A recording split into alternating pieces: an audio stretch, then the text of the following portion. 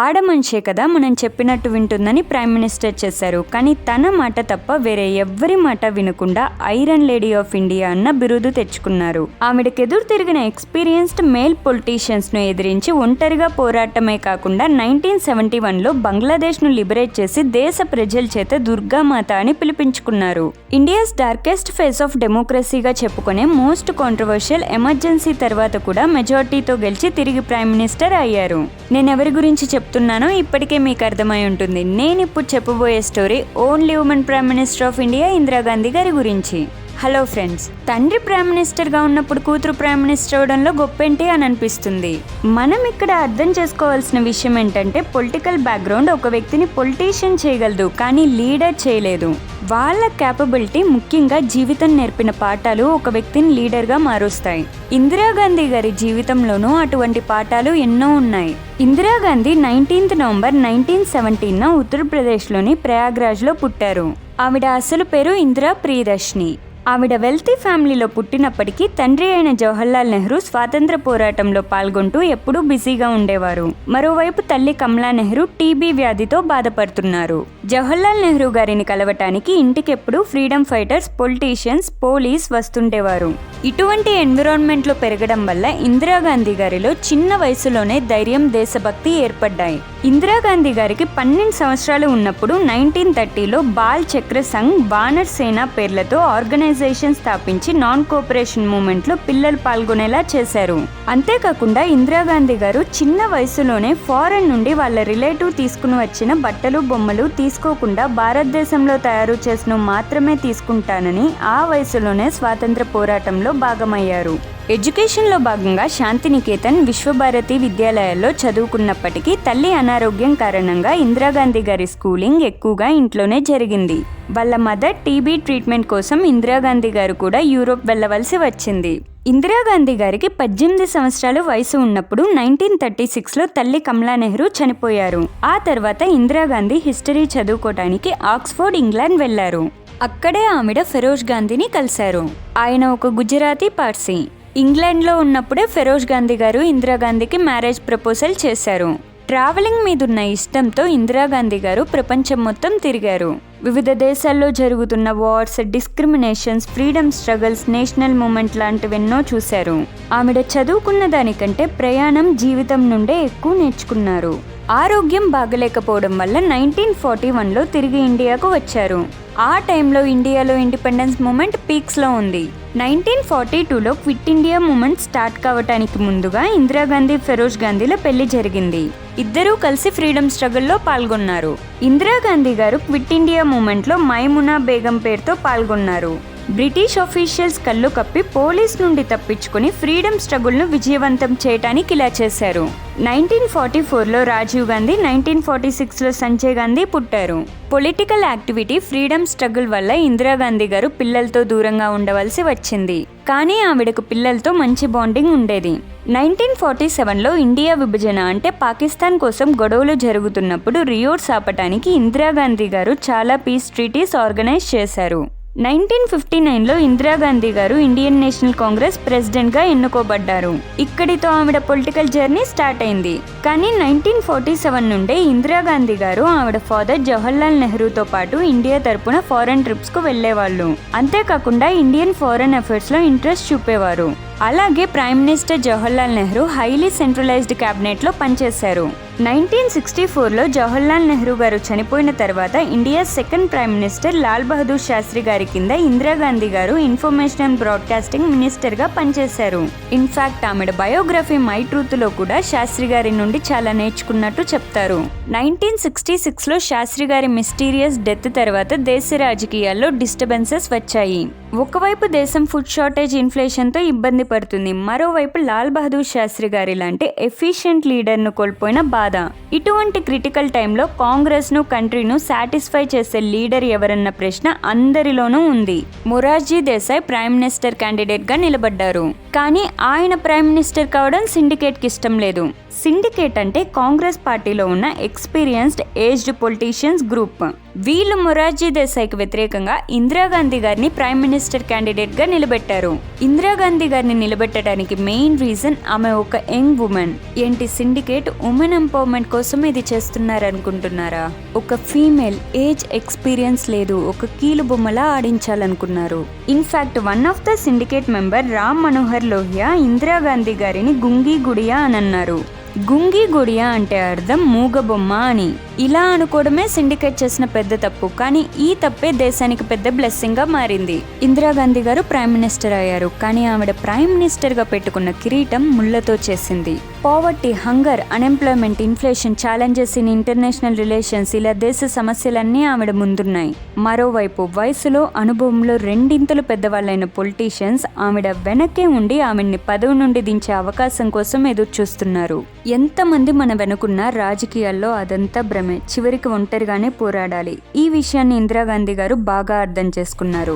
శాస్త్రి గారి నేతృత్వంలో 1965 వార్లో మనం గెలిచినప్పటికీ డెవలప్మెంట్ పరంగా మనం ఓడిపోయామనే చెప్పాలి. ఎందుకంటే వార్ టైంలో డెవలప్మెంట్ కు వెళ్ళవలసిన రిసోర్సెస్ యుద్ధానికి వెళ్తాయి. ఇప్పుడు డెవలప్మెంట్ అంటే రోడ్స్, రైల్వేస్, కానీ అప్పుడు డెవలప్మెంట్ అంటే ఫుడ్, షెల్టర్, ఇంకా చెప్పాలంటే బేసిక్ నెసెసిటీస్.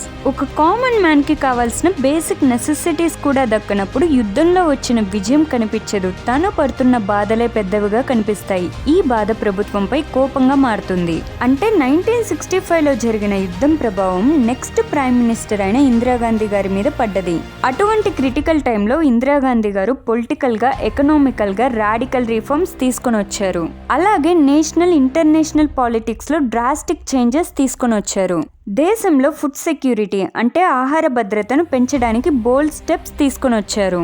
అప్పట్లో ఇండియా ఫుడ్ గ్రెయిన్స్ అంటే ఆహార ధాన్యాల కోసం అమెరికాపై ఆధారపడేది. కానీ వియత్నాం వార్లో ఇండియా నాన్ అలైన్మెంట్ పాలసీ వల్ల అమెరికాకి సహాయం చేయకపోవడంతో అమెరికా ఇండియాను అవమానపరిచే అవకాశం కోసం ఎదురు చూస్తుంది.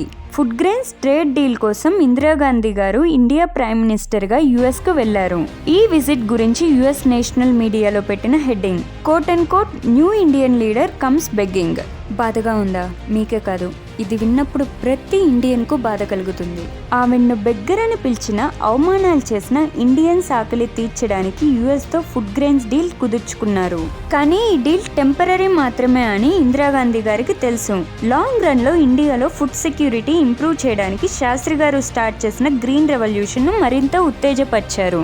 1969 ప్రెసిడెన్షియల్ ఎలక్షన్ లో సిండికేట్ సపోర్ట్ చేసిన ఎన్ఎస్ రెడ్డికు వ్యతిరేకంగా ఇందిరాగాంధీ గారు వివి గిరిని సపోర్ట్ చేశారు. చాలా తక్కువ మార్జిన్తో వివి గిరి ఎలక్షన్స్ లో గెలిచి ఇండియా ప్రెసిడెంట్ అయ్యారు. దీనితో కాంగ్రెస్ పార్టీ 2 సెక్షన్స్ గా విడిపోయింది. ఒకటి కాంగ్రెస్ ఓ అంటే ఆర్గనైజేషన్, దీని లీడర్ మొరార్జీ దేశాయ్. 2 కాంగ్రెస్ ఆర్ అంటే రిక్విజిషన్, దీన్ని లీడ్ చేసేది ఇందిరాగాంధీ గారు. ఈ రైవల్రీ వల్ల ఇందిరాగాంధీ గారిని పదవి నుండి డిస్మిస్ చేశారు, కానీ తిరిగి గెలిచి ఆవిడ పదవిని దక్కించుకున్నారు. ఆవిడ న్యూ టర్మ్ లో ఫినాన్స్ మినిస్టర్ కు చెప్పకుండానే దేశంలో 14 మేజర్ బ్యాంక్స్ నేషనలైజ్ చేశారు. ఈ స్టెప్ డెవలప్మెంటల్ గా చాలా ఉపయోగపడింది. తరువాత steel, copper, coal, textile, refining, insurance companies ను నేషనలైజ్ చేశారు. దీని వల్ల జాబ్స్ క్రియేట్ అవ్వడంతో పాటు లేబర్ రైట్స్ ఇంప్రూవ్ అయ్యాయి. ఇందిరాగాంధీ గారు సోషల్ గా కూడా చాలా రిఫార్మ్స్ తీసుకొని వచ్చారు. జెండర్ ఈక్వాలిటీ పెంచడానికి equal pay for equal work principle తీసుకొని వచ్చారు. 1971 ఎలక్షన్స్ లో అపోజిషన్ పార్టీస్ ఇందిరా హటావో అంటే ఇందిరాగాంధీని లేకుండా చేయమని ప్రచారం చేస్తే, ఇందిరాగాంధీ మాత్రం గరీబీ హటావో అంటే పేదరికం లేకుండా చేద్దామని ప్రచారం చేశారు. వాహ్, దీనికి ఆలోచించే ఏ ఓటర్ అన్నా ఓటేయాల్సిందే. నిజమైన లీడర్ వాళ్ళని ఎందుకు ఎన్నుకోవాలో చెప్తారు గానీ వేరే వాళ్ళని ఎందుకు ఎన్నుకోకూడదో చెప్పరు. తిరిగి ఇందిరాగాంధీ గారు క్లియర్ మెజారిటీతో గెలిచారు. 1970s లో వెస్ట్ పాకిస్తాన్, ఈస్ట్ పాకిస్తాన్ మధ్య గొడవలు జరుగుతున్నాయి. వెస్ట్ పాకిస్తాన్ ఇప్పటి బంగ్లాదేశ్ అనే ఈస్ట్ పాకిస్తాన్ పై డిస్క్రిమినేషన్ చూపిస్తున్నది. పాకిస్తాన్ ఆర్మీ చేసే అట్రోసిటీస్ వల్ల చాలా మంది రెఫ్యూజీస్ ఈస్ట్ పాకిస్తాన్ నుండి ఇండియాకు వస్తున్నారు. దీని వల్ల ఇండియా ఇంటర్నల్ సెక్యూరిటీకి ప్రమాదం. దీనితో ఇందిరాగాంధీ గారు రంగప్రవేశం చేయాల్సి వచ్చింది. ఇండియన్ ఆర్మీకి పనిపడింది. 13 days లో బంగ్లాదేశ్ లిబరేషన్ జరిగింది. ఇందిరాగాంధీ ఈ పేరు ప్రపంచం మొత్తం వినిపించింది. అప్పటి US secretary of state Henry Kissinger ఇందిరాగాంధీను ఐరన్ లేడీ ఆఫ్ ఇండియా అని పిలిచారు. ఇక దేశ ప్రజలు ఇందిరాగాంధీను దుర్గామాతగా అభివర్ణించారు. ఇప్పుడు మనం చైనా, పాకిస్తాన్ లాంటి హోస్టైల్ నేబర్స్ పక్కన ఉండగలుగుతున్నామంటే అంటే ఒక ముఖ్య కారణం మనం న్యూక్లియర్ వెపన్ కంట్రీ కావడం. కానీ దానికి పునాదులు వేసింది ఇందిరాగాంధీ గారు. 1974లో పోఖ్రాన్ రాజస్థాన్ లో ఆపరేషన్ స్మైలింగ్ బుద్ధ పేరుతో first peaceful nuclear test conduct చేశారు. ఆపరేషన్ సక్సెస్ఫుల్ అయినప్పటికీ వెస్టర్న్ కంట్రీస్ మనపై చాలా శాంక్షన్స్ విధించారు. అయినా కానీ వెస్టర్న్ సుప్రీమసీకు వ్యతిరేకంగా ఇండియా న్యూక్లియర్ వెపన్ స్టేట్ అయ్యింది. 1971 ఎలక్షన్స్ లో ఇందిరాగాంధీ ప్రచారం కోసం గవర్నమెంట్ మెషినరీ ఉపయోగించారని అపోజిషన్ మెంబర్ రాజ్ నారాయణ్ అలహాబాద్ కోర్టులో వేసిన కేసుకు తీర్పు 1975లో వచ్చింది. ఇందిరాగాంధీ గారి ఎలక్షన్స్ ను నల్ అండ్ వాయిడ్ గా చేస్తూ ఆవిడ మరో 4 సంవత్సరాలు ఎలక్షన్స్ లో కంటెస్ట్ చేయకూడదని కోర్టు తీర్పిచ్చింది. దీనితో ఇందిరాగాంధీ గారు అప్పటి president of India Fakhruddin Ali Ahmed కు స్టేట్ ఆఫ్ ఎమర్జెన్సీ డిక్లేర్ చేయమని ఆర్డర్ ఇచ్చారు. ఇన్ఫాక్ట్ క్యాబినెట్ మినిస్టర్స్ కూడా ఎమర్జెన్సీ డిక్లేర్ చేస్తున్నారని తెలీదు. నేషన్ పూర్తిగా సెంట్రల్ గవర్నమెంట్ కంట్రోల్లోకి వచ్చింది. స్టేట్ పవర్స్ అన్ని సస్పెండ్ చేశారు. ఎలక్షన్స్ బ్యాన్ చేశారు. సిటిజన్ సివిల్ రైట్స్ క్యాన్సిల్ చేశారు. అపోజిషన్ లీడర్స్ ను అరెస్ట్ చేశారు. దేశంలో చాలా సోషియో ఎకనామిక్ ప్రోగ్రామ్స్ తీసుకుని వచ్చారు. అందులో ఫోర్స్డ్ స్టెరిలైజేషన్ లాంటి హ్యూమన్ రైట్స్ కు వ్యతిరేకంగా ఉన్న పాలసీస్ కూడా ఉన్నాయి. ఈ ఎమర్జెన్సీ ఇందిరాగాంధీ గారి జీవితంలోనే మోస్ట్ కాంట్రవర్షియల్ పీరియడ్. అలాగే ప్రపంచంలో అతిపెద్ద డెమోక్రసీగా పిలువబడే ఇండియాకు డార్కెస్ట్ ఫేజ్. దీనితో ఇందిరాగాంధీ గారు 1977 లోక్సభ ఎలక్షన్స్ లో ఓడిపోయారు. కానీ గెలిచిన జనతా అలయన్స్ స్టేబుల్ గా ఉండలేకపోయింది. 3 సంవత్సరాల్లో 2 ప్రైమ్ మినిస్టర్స్ మారారు.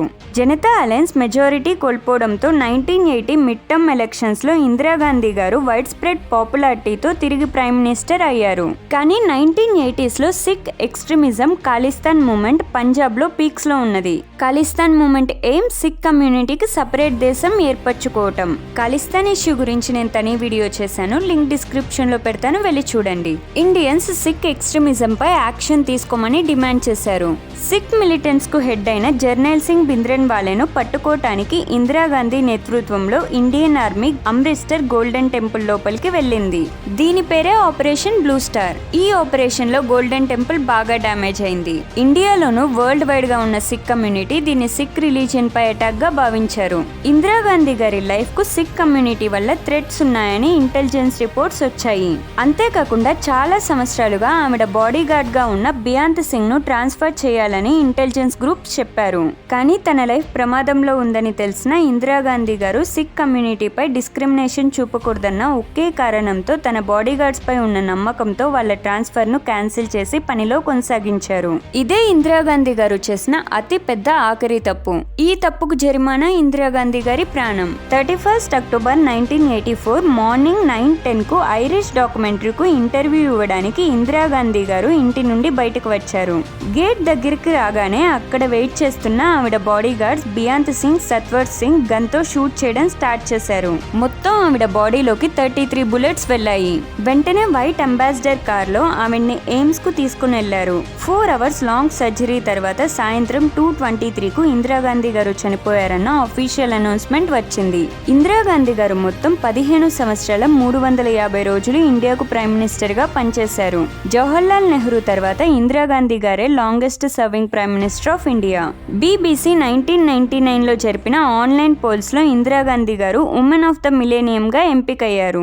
1967 లో ఇందిరాగాంధీ గారిని బిగ్గరని పిలిచిన USA సిటిజన్స్ 1971 లో ఆవిడ్ని most admired person in the world గా ఎంచుకున్నారు. అంతేకాకుండా ఇందిరాగాంధీ గారు అర్జెంటీనా, ఇటలీ లాంటి ఎన్నో కంట్రీస్ నుండి డిప్లొమసీ ఆనర్స్ అందుకున్నారు.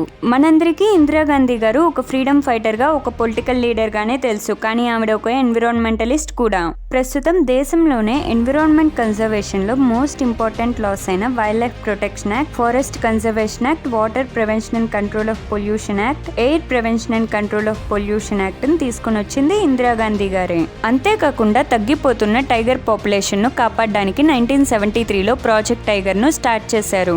ఈ ప్రాజెక్ట్ ఇండియాలో 1973లో 268 గా ఉన్న టైగర్ కౌంట్ ని 2022కి 3167 కు పెంచింది. అలాగే ఇందిరాగాంధీ గారు బాంబే న్యాచురల్ హిస్టరీ సొసైటీకి patron. Famous ornithologist Salim Ali గారికి క్లోజ్ ఫ్రెండ్ కూడా. ఎన్విరాన్మెంట్ కన్జర్వేషన్ పై safeguarding environment of man and his environment పేరుతో 2 బుక్స్ కూడా రాశారు. చివరిగా మనమందరం ఒప్పుకోవాల్సిన ఒక్క నిజం, జెండర్ ఇన్ఈక్వాలిటీ స్టిల్ ఎగ్జిస్ట్. ఈ జెండర్ బయాస్ ఇండియాకు మాత్రమే పరిమితం కాదు. తెలియని వాళ్ళకి ఆశ్చర్యంగా అనిపించవచ్చు. 1776లో ఇండిపెండెన్స్ వచ్చిన దగ్గర నుండి ఇప్పటి వరకు మోస్ట్ డెవలప్డ్ అండ్ పవర్ఫుల్ కంట్రీగా పిలువబడే యుఎస్ఏకి ఒక్క ఫీమేల్ ప్రెసిడెంట్ కూడా లేరు. ముఖ్యంగా పాలిటిక్స్ లో ఉమెన్ పై ఉన్న స్టీరియోటైప్స్ మనందరికీ తెలుసు. ఇందిరాగాంధీ గారి జీవితం నాకెంతో ఇన్స్పైరింగ్ గా అనిపించింది. ఈ వీడియో మీకు ఉపయోగపడిందనే అనుకుంటున్నాను. Thanks for watching. వీడియో నచ్చితే లైక్ చేసి షేర్ చేయండి. ఇలాంటి ఇన్ఫర్మేటివ్ వీడియోస్ కోసం ఛానల్ని సబ్స్క్రైబ్ చేసుకోండి. మీ ఒపీనియన్స్ని, మీకు తెలిసిన ఎక్స్ట్రా ఇన్ఫర్మేషన్ని కామెంట్ చేయండి. Follow me on Instagram for more updates. My name is Vinila and have a nice day.